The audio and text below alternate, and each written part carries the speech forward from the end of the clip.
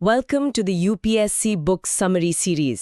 इस सीरीज में हम स्टैंडर्ड बुक्स से यूपीएससी के लिए सबसे इम्पॉर्टेंट स्टैटिक टॉपिक्स को शॉर्ट और क्रिस्प तरीके से कवर करेंगे।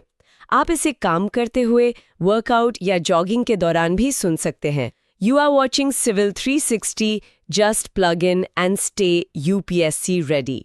Today's topic is DPSP from the book Indian Polity by M. Lakshmikant. इस टॉपिक का समरी नोट्स और MCQ के लिए हमारा टेलीग्राम चैनल ज्वाइन करें, लिंक डिस्क्रिप्शन में है। So let's dive deep into the topic. तो आज हम बात कर रहे हैं राज्य नीति के निर्देशक सिद्धांतों यानी directive principles of state policy पर। ये संविधान के पार्ट 4 आर्टिकल्स 36 से 51 में दिए गए हैं। ये विचार हमने 1937 के आयरिश कॉन्स्टिट्यूशन से लिया है। Doctor B.R. अम्बेडकर ने इन्हें संविधान की नॉवेल फीचर्स में से कहा था। हाँ बिल्कुल, और ये फंडामेंटल राइट्स के साथ मिलकर एक तरह से संविधान की आत्मा कहे जा सकते हैं। ग्रैनविल ऑस्टिन ने तो इन्हें और फंडामेंटल राइट्स को मिलाकर कॉन्स्टिट्यूशन के कॉन्शियस ही कहा है।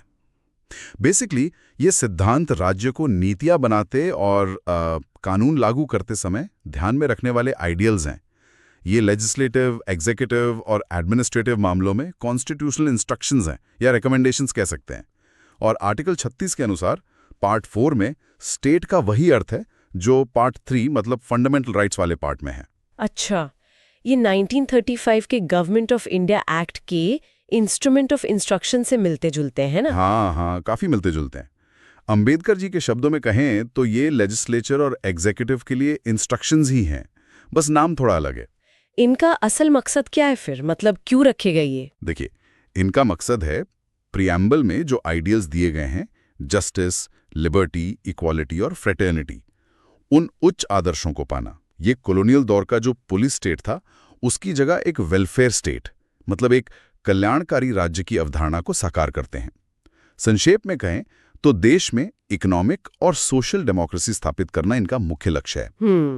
लेकिन एक सबसे महत्वपूर्ण बात जो अक्सर पूछी जाती है वो ये कि ये नॉन जस्टिसेबल हैं, मतलब इन्हें अदालतों द्वारा लागू नहीं करवाया जा सकता। सही कहा, बिल्कुल। सरकार इन्हें इम्प्लीमेंट करने के लिए लीगली बाउंड नहीं है।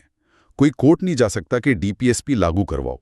पर आर्टिकल 37 खुद ये कहता है कि ये प्रिंसिपल्स देश के गवर्नेंस के लिए फंडामेंटल हैं और लॉज बनाते समय इन्हें अप्लाई करना स्टेट की ड्यूटी होगी, एक तरह की नैतिक जिम्मेदारी है। अच्छा, तो लीगली इन्फोर्सेबल नहीं है पर फंडामेंटल है गवर्नेंस के लिए। जी, और नॉन जस्टिसेबल होते हुए भी ये कोर्ट्स को हेल्प करते हैं। जैसे किसी लॉ की कॉन्स्टिट्यूशनल वैलिडिटी जांचनी हो तो ये मदद करते हैं। सुप्रीम कोर्ट ने कई बार कहा है कि अगर कोई लॉ किसी डीएसपी को इफेक्ट दे रहा है तो उसे आर्टिकल 14 या 19 के रिलेशन में रीजनेबल माना जा सकता है। ठीक है, संविधान में तो इनका कोई फॉर्मल क्लासिफिकेशन नहीं है पर समझने के लिए इन्हें बांटा जाता है ना? हाँ बिल्कुल, कंटेंट और डायरेक्शन के आधार पर हम इन्हें समझने के लिए 3 कैटेगरीज में बांट सकते हैं: सोशलिस्टिक, गांधीयन और लिबरल इंटेलेक्चुअल। पहले सोशलिस्टिक प्रिंसिपल्स की बात करते हैं। हाँ, सोशलिस्टिक प्रिंसिपल्स जो हैं वो सोशलिज्म की आइडियोलॉजी दिखाते हैं और सोशो इकोनॉमिक जस्टिस पर जोर देते हैं। जैसे आर्टिकल 38 कहता है लोगों का वेलफेयर प्रमोट करना, आर्टिकल 39 में है adequate means of livelihood, resources का इक्विटेबल डिस्ट्रीब्यूशन, समान काम के लिए समान वेतन, equal pay for equal work. हाँ जी। फिर आर्टिकल 39A जो बाद में जोड़ा गया फ्री लीगल एड की बात करता है। आर्टिकल 41 है right to work, education, public assistance, ये सब इसी कैटेगरी में आते हैं। आर्टिकल 43A भी वर्कर्स पार्टिसिपेशन इन मैनेजमेंट। अच्छा, और गांधीयन प्रिंसिपल्स, इनमें तो गांधी जी के विचार झलकते होंगे? हाँ, नाम से ही जाहिर है ये गांधीयन आइडियोलॉजी पर आधारित है। जैसे आर्टिकल 40 विलेज पंचायत का ऑर्गेनाइजेशन, आर्टिकल 43 कहता है कॉटेज इंडस्ट्रीज का प्रमोट करना, आर्टिकल 43B भी कोऑपरेटिव सोसाइटीज को प्रमोट करना। फिर आर्टिकल 46 है एससीज, एसटीज और दूसरे वीकर सेक्शंस के इंटरेस्ट प्रोटेक्ट करना। और आर्टिकल 47 इंटॉक्सिकेटिंग ड्रिंक्स पर रोक। हाँ, आर्टिकल 47 वो भी। और आर्टिकल 48 काउ स्लॉटर प्रोहिबिट करना। यह सब गांधीयन प्रिंसिपल्स हैं। ठीक है, और तीसरी कैटेगरी है लिबरल इंटेलेक्चुअल प्रिंसिपल्स। जी, ये लिबरलिज्म की आइडियोलॉजी रिप्रेजेंट करते हैं। इनमें आते हैं जैसे आर्टिकल 44 यूनिफॉर्म सिविल कोड, जिसकी आजकल काफी चर्चा होती है। हाँ बिल्कुल। फिर आर्टिकल 45 जो अब early childhood care and education की बात करता है, 6 साल तक के बच्चों के लिए। पहले इसमें एलिमेंट्री एजुकेशन था। हाँ, वो 86th अमेंडमेंट से बदला था। सही। फिर आर्टिकल 48 है मॉडर्न एग्रीकल्चर और एनिमल हस्बेंड्री को ऑर्गेनाइज करना। आर्टिकल 50 जुडिशरी को एग्जीक्यूटिव से सेपरेट करना और आर्टिकल 51 international peace and security promote करना। ये सब इसमें आते हैं। क्या ओरिजिनल कॉन्स्टिट्यूशन के बाद इनमें कुछ नए प्रिंसिपल्स भी जोड़े गए अमेंडमेंट्स के जरिए? हाँ, बिल्कुल। समय के साथ जरूरतें बदली तो एडिशंस हुए हैं। सबसे ज्यादा इंपॉर्टेंट है 42nd अमेंडमेंट एक्ट 1976। इसने 4 नए प्रिंसिपल्स जोड़े। 4? कौन कौन से? पहला, आर्टिकल 39 में बच्चों के हेल्दी डेवलपमेंट के लिए अपॉर्चुनिटी सिक्योर करना। दूसरा, आर्टिकल 39A इक्वल जस्टिस और फ्री लीगल एड देना गरीबों को। तीसरा, article 43A workers participation in management of industries. और चौथा, आर्टिकल 48A एनवायरनमेंट को प्रोटेक्ट और इम्प्रूव करना, फॉरेस्ट्स और वाइल्ड लाइफ को सेफगार्ड करना। ये तो काफी सिग्निफिकेंट एडिशंस थे 42nd अमेंडमेंट से। जी। फिर 44th अमेंडमेंट एक्ट 1978 ने एक और डीपीएसपी जोड़ा आर्टिकल 38 में। ये कहता है कि state in equalities in income को मिनिमाइज करे और स्टेटस, फैसिलिटीज और अपॉर्चुनिटीज में भी इनइक्वालिटीज कम करने की कोशिश करे। अच्छा, और 86th अमेंडमेंट 2002 का जिक्र तो हमने किया ही। हाँ, उसने आर्टिकल 45 का सब्जेक्ट मैटर बदला। एलिमेंट्री एजुकेशन को आर्टिकल 21A के तहत फंडामेंटल राइट बना दिया गया। तो अब अमेंडेड डायरेक्टिव जो है आर्टिकल 45 में, वो कहता है कि स्टेट 6 साल की एज तक के बच्चों के लिए अर्ली चाइल्डहुड केयर और एजुकेशन प्रोवाइड करने का प्रयास करेगा। और एक और अमेंडमेंट था शायद कोऑपरेटिव सोसाइटीज वाला। हाँ, बिल्कुल। वो था 97th अमेंडमेंट एक्ट 2011। इसने कोऑपरेटिव सोसाइटी से जुड़ा एक नया डीपीएसपी जोड़ा, आर्टिकल 43B। ये कहता है कि स्टेट कोऑपरेटिव सोसाइटीज के voluntary formation, autonomous functioning, democratic control और प्रोफेशनल मैनेजमेंट को प्रमोट करेगा। ओके, अब वापस आते हैं उस पॉइंट पर कि ये नॉन जस्टिशिएबल क्यों हैं। अगर ये इतने इंपॉर्टेंट हैं, फंडामेंटल हैं गवर्नेंस के लिए, तो इनके पीछे कोई लीगल सैंक्शन क्यों नहीं? ये बहुत वैलिड सवाल है। देखिए, इसके पीछे कुछ प्रैक्टिकल कारण थे जब संविधान बन रहा था। कॉन्स्टिट्यूशनल एडवाइजर थे सर BN राव। उन्होंने सलाह दी थी कि राइट्स को 2 कैटेगरीज में बांटा जाए, जस्टिशिएबल और नॉन जस्टिशिएबल। ड्राफ्टिंग कमेटी ने यह सलाह मान ली। इन्हें नॉन जस्टिशिएबल रखने के मुख्य कारण थे। पहला, देश के पास उस समय सफिशिएंट फाइनेंशियल रिसोर्सेज नहीं थे इन्हें पूरी तरह लागू करने के लिए। हाँ, देश नया नया आजाद हुआ था। बिल्कुल। दूसरा, भारत में बहुत ज्यादा डाइवर्सिटी और बैकवर्डनेस थी, तो यूनिफॉर्म इम्प्लीमेंटेशन मुश्किल था। तीसरा, न्यूली इंडिपेंडेंट स्टेट पे एकदम से इतना बड़ा बर्डन डालना शायद ठीक नहीं समझा गया। फ्रेमर्स ने सोचा कि ये धीरे धीरे लागू होंगे जैसे जैसे देश सक्षम होता जाएगा। तो फिर सैंक्शन क्या है? मतलब सरकारें इन्हें फॉलो करें, इसके पीछे क्या फोर्स है? फ्रेमर्स ने माना कि इनके पीछे असली शक्ति है पब्लिक ओपिनियन, यानी जनमत। डॉक्टर अंबेडकर ने संविधान सभा में कहा था कि कोई भी गवर्नमेंट जो पॉपुलर वोट पे डिपेंड करती है वो इन्हें इग्नोर नहीं कर सकती। अगर करेगी तो उसे इलेक्शंस में जवाब देना होगा। पॉलिटिकल सैंक्शन है, लीगल नहीं। समझ गया। फिर भी इनकी क्रिटिसिज्म तो हुई है। कुछ लोगों ने इन्हें बस अच्छी अच्छी बातें कहा। हाँ, आलोचनाएं हुई हैं और कई ग्राउंड्स पर हुई हैं। एक तो यही कि नो लीगल फोर्स है। केटी शाह ने इन्हें पायस सुपरफ्लुइटीज कहा था, मतलब बस नेक इच्छाएं जिनका कोई मतलब नहीं। उन्होंने तो इन्हें a cheque on a bank payable only when the resources of the bank permit भी कहा था। अच्छा, और कुछ क्रिटिक्स ने कहा कि ये इलॉजिकली अरेंज्ड है, कोई कंसिस्टेंट फिलॉसफी नहीं दिखती, कभी सोशलिज्म, कभी गांधीज्म, कभी लिबरलिज्म। एंड श्रीनिवासन ने कहा था कि ये ना तो प्रॉपर्ली क्लासिफाइड है ना लॉजिकली अरेंज्ड है। सर आइवर जेनिंग्स ने इन्हें कंजर्वेटिव बताया था। उनका कहना था कि ये 19th सेंचुरी इंग्लैंड की पॉलिटिकल फिलॉसफी पर आधारित हैं, फेबियन सोशलिज्म जैसा। कंजर्वेटिव? ये तो वेलफेयर स्टेट की बात करते हैं। हाँ, उनका शायद मतलब था कि उस समय के हिसाब से थी, शायद 20वीं सदी के मध्य के लिए उतनी रेलेवेंट नहीं। और एक और बड़ी क्रिटिसिज्म थी कॉन्स्टिट्यूशनल कॉन्फ्लिक्ट की पॉसिबिलिटी। कॉन्स्टिट्यूशनल कॉन्फ्लिक्ट किसके बीच? ये संधानम ने ये पॉइंट उठाया था। उन्होंने कहा था कि ये सेंटर ऑफ स्टेट्स के बीच कॉन्फ्लिक्ट पैदा कर सकते हैं। प्रेसिडेंट और प्राइम मिनिस्टर के बीच भी डीपीएसपी को लागू करने पर मतभेद हो सकता है, या गवर्नर और चीफ मिनिस्टर के बीच, क्योंकि इन्हें लागू करना स्टेट की ड्यूटी है, पर कैसे और कब ये साफ नहीं है। अच्छा, ये तो काफी सारे क्रिटिसिज्म्स है, लेकिन इन क्रिटिसिज्म्स के बावजूद इनकी यूटिलिटी, इनका महत्व तो है। अरे बिल्कुल है, निर्विवाद रूप से है, क्रिटिसिज्म्स अपनी जगह हैं, पर डीपीएसपीज की यूटिलिटी बहुत ज्यादा है। पहली बात तो आर्टिकल 37 ही कहता है, ये फंडामेंटल हैं देश के गवर्नेंस में। एलएम सिंघवी ने इन्हें लाइफ गिविंग प्रोविजंस का है संविधान का।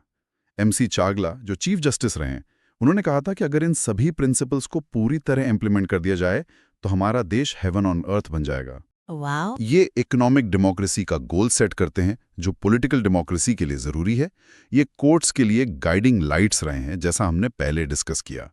ये प्रियम्बल में जो बातें कही गई हैं उन्हें और डिटेल में बताते हैं, पॉलिसीज में एक स्टेबिलिटी और कंटिन्यूटी लाते हैं चाहे गवर्नमेंट बदल जाए। हाँ, ये पॉइंट इंपॉर्टेंट है। और ये फंडामेंटल राइट्स को सप्लीमेंट करते हैं, उनके विरोधी नहीं हैं, बल्कि एफआरएस में जो पॉलिटिकल डेमोक्रेसी है उसे सोशल और इकोनॉमिक डेमोक्रेसी से पूरा करते हैं। और आखिर में ये सिटीजन्स के लिए एक टेस्ट है गवर्नमेंट की परफॉर्मेंस जांचने का। लोग देख सकते हैं कि सरकार इन लक्ष्यों की तरफ बढ़ रही है या नहीं। सही बात है। अब एक बहुत ही पेचीदा और महत्वपूर्ण पहलू पर आते हैं, फंडामेंटल राइट्स और डीपीएसपीज के बीच का कॉन्फ्लिक्ट। इसका इतिहास काफी उतार चढ़ाव भरा रहा है। हाँ, ये यूपीएससी एस्पिरेंट्स के लिए समझना बहुत जरूरी है। ये कॉन्फ्लिक्ट कोर्ट्स और पार्लियामेंट के बीच पावर स्ट्रगल का भी हिस्सा रहा है। शुरू में क्या हुआ, 1951 में चांपकम दोराईराजन केस आया। सुप्रीम कोर्ट ने कहा कि अगर फंडामेंटल राइट्स, एफआरस और डीपीएसपीज में कॉन्फ्लिक्ट होता है तो एफआरस ही प्रिवेल करेंगे, वो ऊपर रहेंगे।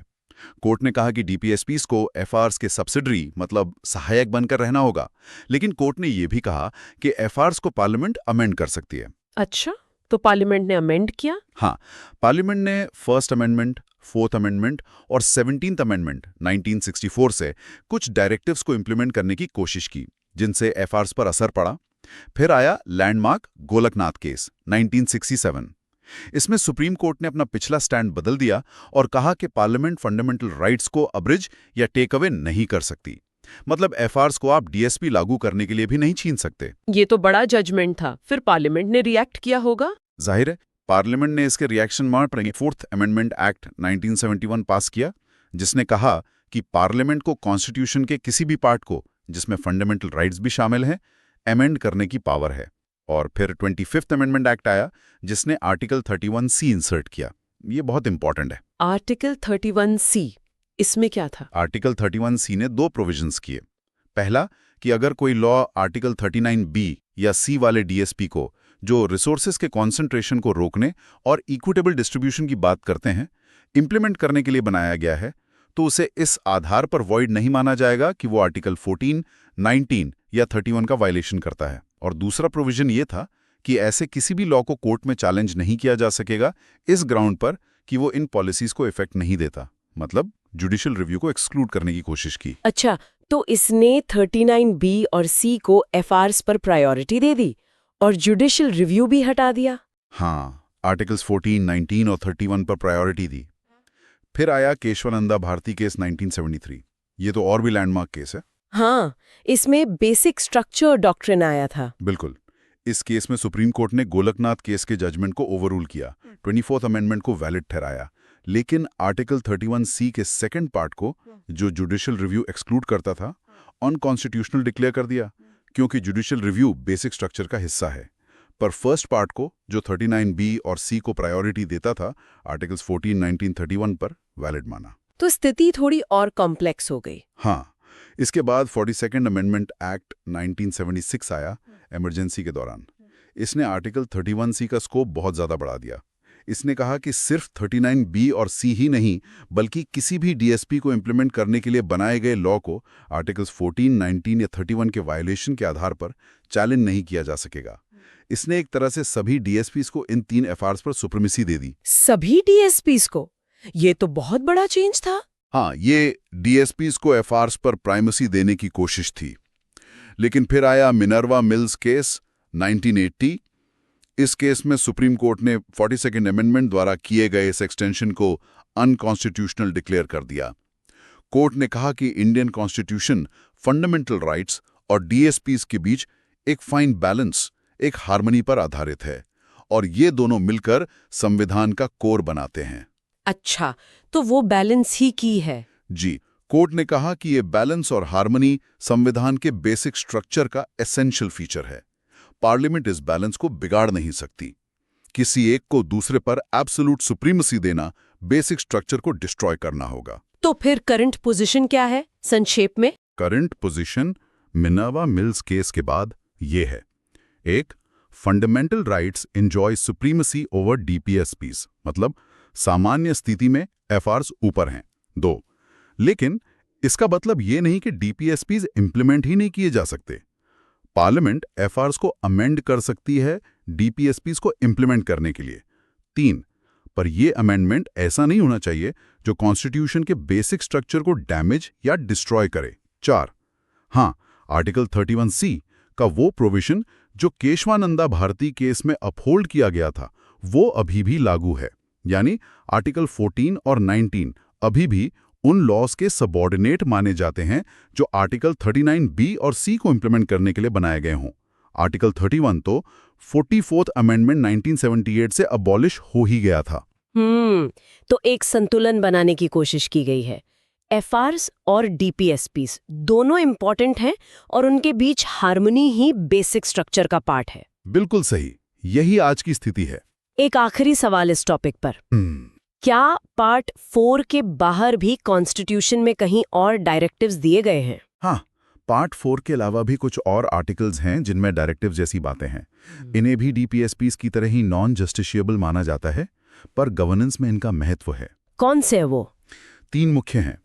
पहला आर्टिकल 335 जो पार्ट XV में है, ये कहता है कि यूनियन या स्टेट के अफेयर्स में सर्विसेज और पोस्ट पर अपॉइंटमेंट्स करते समय एससीज और एसटीज के क्लेम्स को ध्यान में रखा जाएगा, कंसिस्टेंसी के साथ और एडमिनिस्ट्रेशन की एफिशिएंसी बनाए रखते हुए।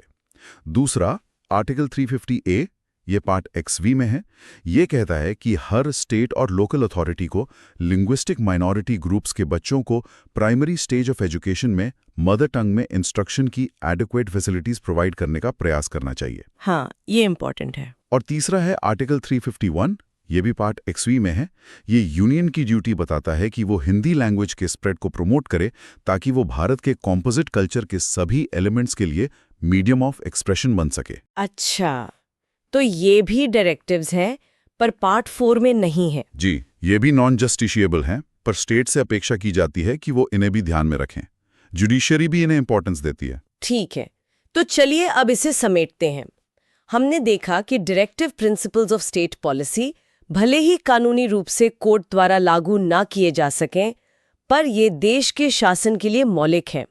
ये एक वेलफेयर स्टेट का ब्लूप्रिंट तैयार करते हैं और सरकार को सोशल और इकोनॉमिक डेमोक्रेसी हासिल करने का रास्ता दिखाते हैं। हाँ, और फंडामेंटल राइट्स और डीपीएसपीस के बीच का जो डायनामिक रिलेशनशिप है, वो हमारे संविधान की एक अनोखी खूबी है। इनके बीच का संतुलन ही संविधान की नींव को मजबूत रखता है। बिल्कुल। ये सोचना भी रोचक है कि नॉन जस्टिशिएबल होते हुए भी इन सिद्धांतों ने भारत की लेजिस्लेटिव और पॉलिसी मेकिंग की दिशा को कितना ज्यादा प्रभावित किया है ना? हाँ, बिल्कुल। एस्पिरेंट्स के लिए ये समझना बहुत महत्वपूर्ण है कि ये सिद्धांत सिर्फ किताबी बातें नहीं हैं, बल्कि ये एफआरस के साथ मिलकर हमारे कॉन्स्टिट्यूशन के कोर वैल्यूज को दर्शाते हैं और ये सोशियो इकोनॉमिक ट्रांसफॉर्मेशन के पावरफुल टूल्स हैं।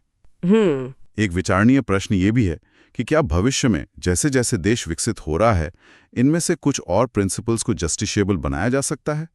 और अगर हाँ, तो उसके इम्प्लीकेशंस क्या होंगे? ये सोचने वाली बात है। ये था आज का UPSC book Indian polity by M. Laxmikant का समरी ऑडियो बुक। अगर आपको ये फॉर्मेट हेल्पफुल लगा तो इसे लाइक और शेयर ज़रूर करें ताकि और एस्पिरेंट्स भी बेनिफिट ले सकें। और सब्सक्राइब करें हमारे चैनल को, जहां आपको all NCERTs, M. Laxmikant, RS Sharma, Nitin Singhania, spectrum modern history और कई अन्य स्टैंडर्ड बुक्स की ऑडियो समरीज मिलेंगी। हमारी कोशिश है कि आप कहीं भी कभी भी सुनकर अपनी तैयारी जारी रख सकें। मिलते हैं अगले एपिसोड में एक और इम्पॉर्टेंट टॉपिक के साथ। धन्यवाद और जय हिंद।